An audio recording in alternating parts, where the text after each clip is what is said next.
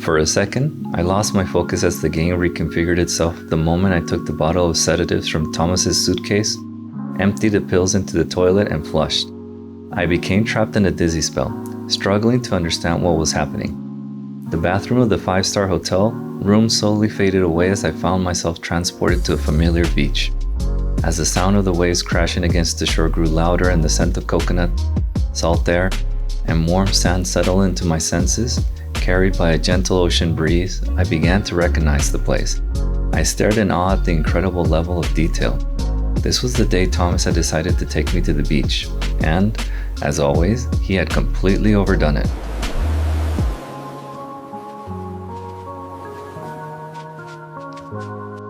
Instead of simply bringing some beach essentials, he had practically packed half of a home improvement store.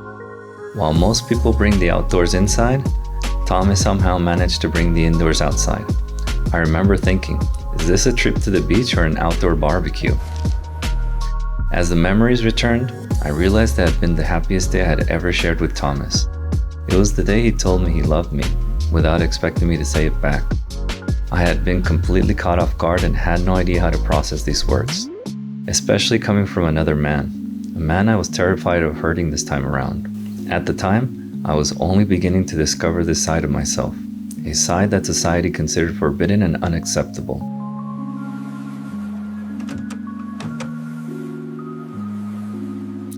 This time, however, knowing Thomas was only a few weeks away from taking his own life, I couldn't allow events to unfold the way they had before.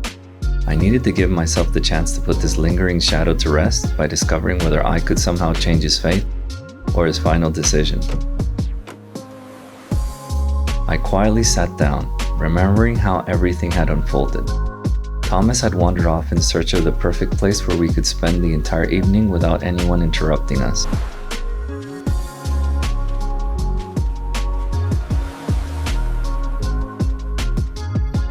I remember feeling slightly uncomfortable with the idea of spending so many uninterrupted hours together. At the time, every instinct told me to return to my apartment, lock myself inside, finish my household chores, binge watch movies, and prepare for the upcoming work week. Yet another part of me whispered only one word: stay. For once, I ignored my instinct to leave. Instead, I relaxed and waited for Thomas to show me the perfect spot he had chosen. He settled a few feet away from a man-made pile of rocks that marked the end of the public beach and the beginning of a protective barrier installed by the Coast Guard to discourage dangerous marine life, mostly black-tipped sharks and scorpion fish, from approaching swimmers.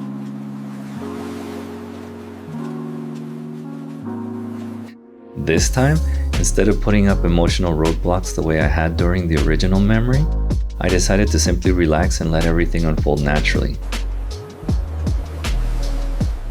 The first time we experienced this day, Thomas had insisted on building a small campfire on the beach before local authorities politely asked him to extinguish it because he didn't have the required permit. So this time, I suggested we simply light a small lantern and enjoy the warm breeze and the sunset together. Many people spend their lives wishing they could return to the past and undo their greatest regrets. Here I was, being given exactly that opportunity by the simulation. I knew what future awaited both for Thomas and me, yet doubts began creeping into my mind. Was anything I did here actually changing my future?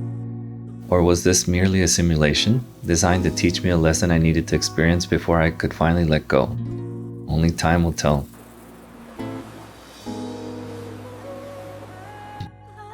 For now, I simply wanted to enjoy having Thomas beside me again, just as he had been back then. Alive, smiling, and seemingly full of hope. It felt wonderful resting my head against the side of his abdomen while looking up at his face and then toward the endless sky as he enthusiastically talked about his accomplishments and all the plans he had for the future.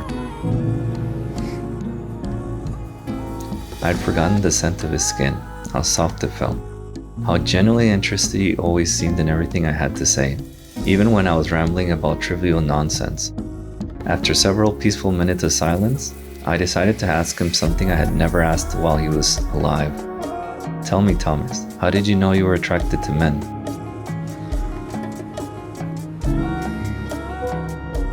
He paused, gathering his thoughts. For the first time, I saw a hint of insecurity in him, something I had never witnessed before. I could stay here all day. He glanced at me briefly before looking back toward the horizon. Me too, this is perfect. In my teenage years, I became increasingly curious about my peers, especially as we entered puberty. As everyone started developing into adults, I naturally compared my body with theirs, something I think every teenager does. But over time, I became fascinated by the male body.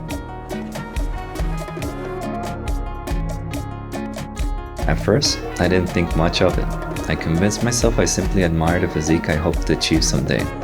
Sometimes I even envied how effortlessly some guys seemed to build impressive bodies. Up until then, everything still fit within what I believed were the boundaries of being a heterosexual man. But as the years passed, I realized I became nervous around exceptionally handsome men.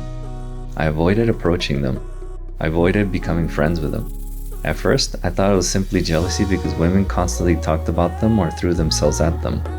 But eventually I realized it wasn't envy anymore. It was attraction. And at the same time, I felt ashamed of those feelings. That's when I knew. How did your parents handle all of it? Another question I'd never asked him while he was alive. He hesitated even longer this time. They're no longer part of my life. My parents, my entire family, all walked away after learning I wasn't the heterosexual son they expected.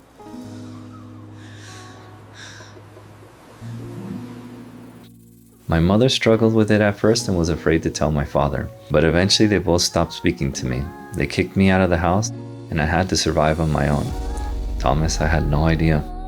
Before tears could begin forming in his eyes, I gently shifted the conversation away from him.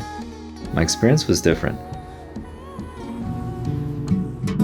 My mother cried constantly. She kept asking whether this was truly the life I wanted because she had always dreamt of having grandchildren. My father found out through someone else, which gave him time to process everything before we talked. By then, I was already living on my own, working and financially independent. He looked noticeably relieved. How's your relationship with him now? Well, Thomas, it's changed over the years. They don't question my choices anymore. They simply want me to succeed and be happy. Although, I laughed softly, my mother is still hoping for grandchildren, and honestly, that might become a reality sooner than she expects. Only then did I begin to understand why Thomas had lost hope in life itself. I could stay here forever. Knowing everything I know now, could I honestly try to build a future with him? Would it be fair to either of us? Could I become the anchor that kept him in this world? Or was the game trying to show me that, no matter what I changed, he would eventually choose the same fate? Perhaps I had never been the real reason he decided to end his life. As the afternoon wore on, I realized our conversation had drifted far from the one I'd remembered. Instead of projecting endless optimism, confidence, and dreams for the future, Thomas had revealed a vulnerability I'd never seen before. I wasn't sure how to interpret it. Me too, this is perfect. Had I already changed him? Would today still unfold the way I remembered? Would he still tell me something meaningful before the day ended? I decided not to overthink it.